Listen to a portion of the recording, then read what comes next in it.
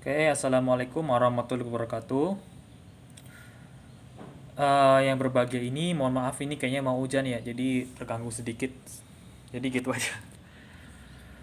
Kesempatan ini saya kan ingin merefleksikan ataupun kalau kata Mbah Google itu artinya nilai-nilai intisari ya dari suatu nilai-nilai dari pembelajaran gitu. Misalnya dari mata kuliah, mata pelajaran ataupun eh, teori-teori juga bisa merefleksikan mengambil nilai. Di sini saya akan menyebutkan dan saya berargumentatif tentang materi sebelum semester satu ya. Yang pertama, strategi dan tips memulai usaha. Oke.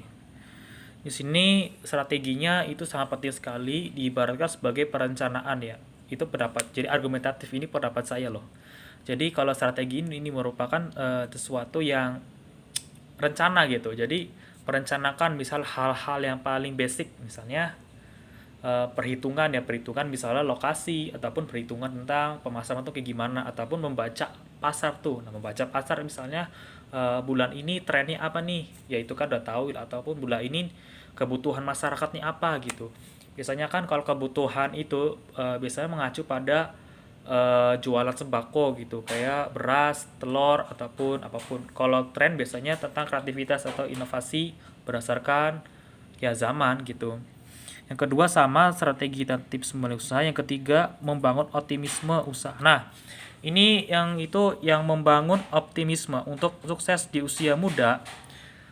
Maksudnya adalah rasa semangat gitu. Maksudnya kepercayaan diri ataupun berusaha berpikir positif bahwa kita tuh bisa gitu. Jangan terpaku pada wah dia tuh enak, dia tuh orang kaya, dia tuh punya modal sangat besar sekali. Nah gitu kan. Optimisme maksudnya itu semangat atau memparadigma sendiri atau mensugesti diri sendiri bahwa kita tuh bisa.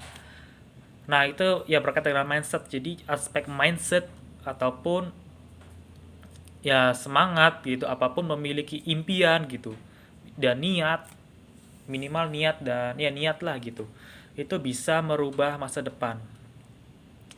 Jadi seperti itu. Kemudian di sini tren usaha. Nah, ini tren ini mengacu pada hal tadi ya, kreativitas ya. Sekali lagi ini hanya argumentatif saya pribadi.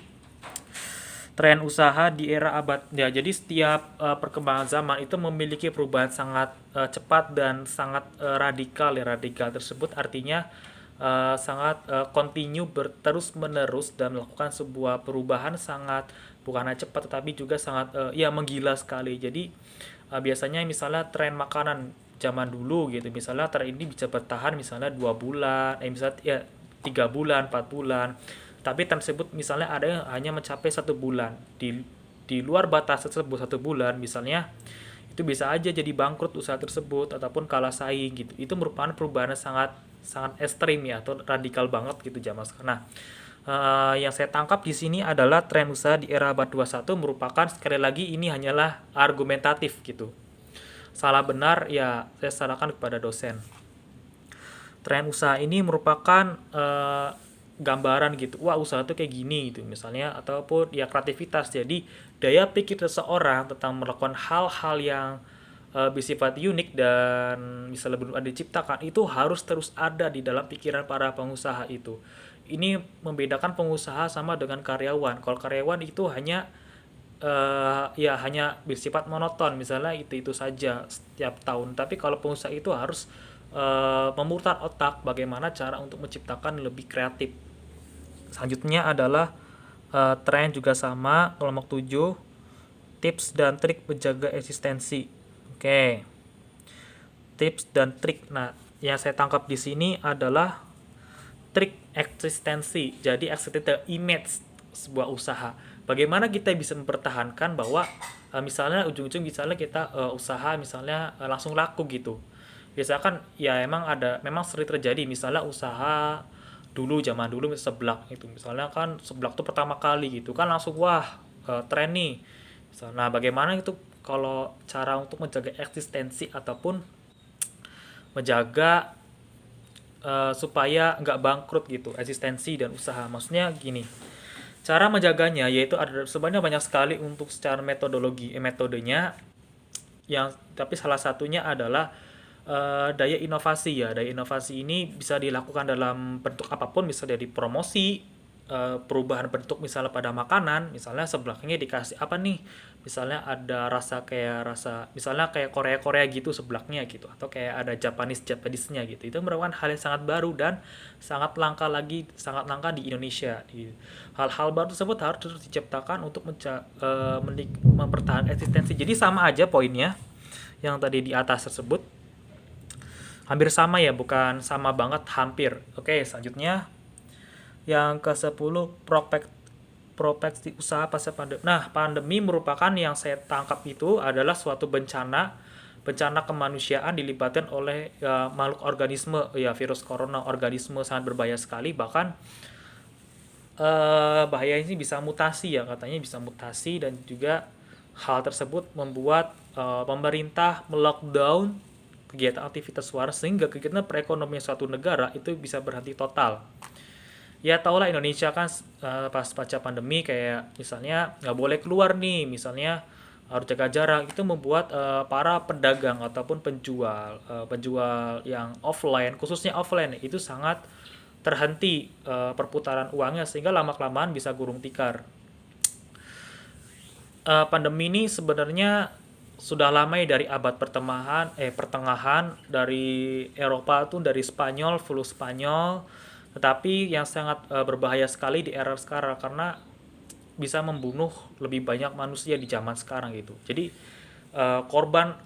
kematian dari korban corona tersebut, virus tersebut ini lebih banyak daripada katanya itu flu Spanyol gitu kan, karena populasi saat ini berkali-kali lipat dibandingkan zaman dulu abad pertengahan gitu.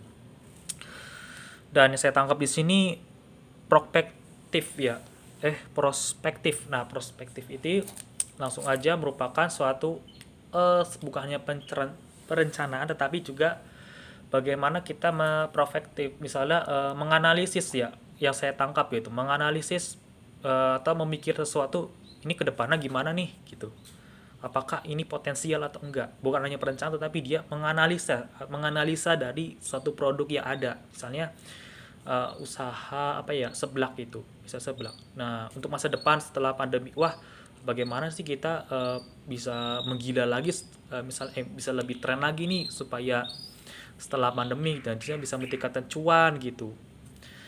Nah, itu kan hal yang harus dipikirkan, dan juga itu butuh diskusi ya, diskusi antar, kalau punya karyawan sama karyawan, sama koki gitu, kalau tukang masak. Kalau hanya sedikit orang ya, sama paling kayaknya lebih baik wawancara, didiskusi sama tetangga atau teman-teman kalian.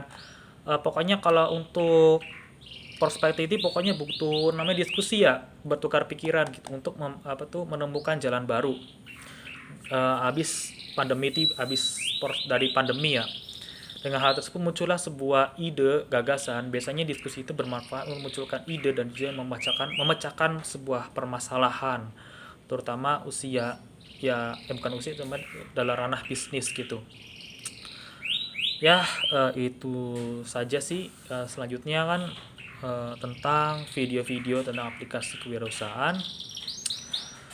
Pokoknya di sini mata kuliah sangat dibilang penting sekali, karena ada guyonan atau candaan dari orang tua bahwa setinggi-tingginya Anda sekolah, pasti ujung-ujungnya mencari uang gitu. Emang benar sekali, benar kok, itu real, nggak bohong. Ya, saya sudahkan saja, mohon maaf ya kekurangan ya. Kayak ini mau hujan juga. Wabil taufik hidayah. Wassalamualaikum warahmatullahi wabarakatuh. Oke.